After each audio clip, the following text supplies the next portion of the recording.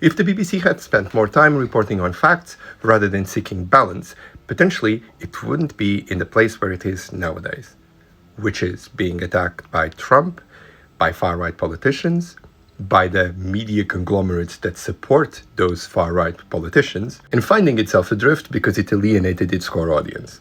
When you look at the chaos engulfing the BBC, I urge you to not look at the things that triggered the chaos, because that's just an excuse.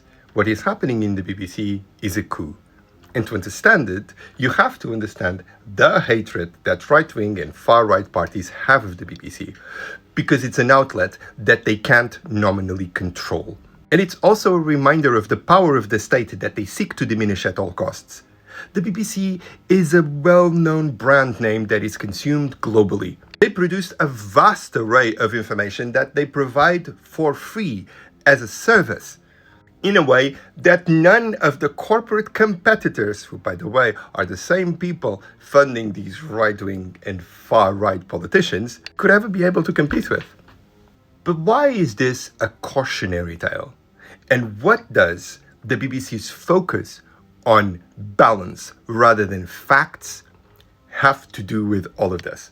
Because the BBC is an example that no matter how much you bend the knees to people who hate you and want to destroy you, they will never let go of their primary objective, which is to destroy you.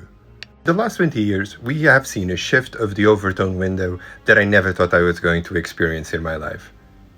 And the BBC helped. The last 20 years, we have seen a shift of the Overton window that I never thought I was going to experience. Because to have balance, you need to have a center.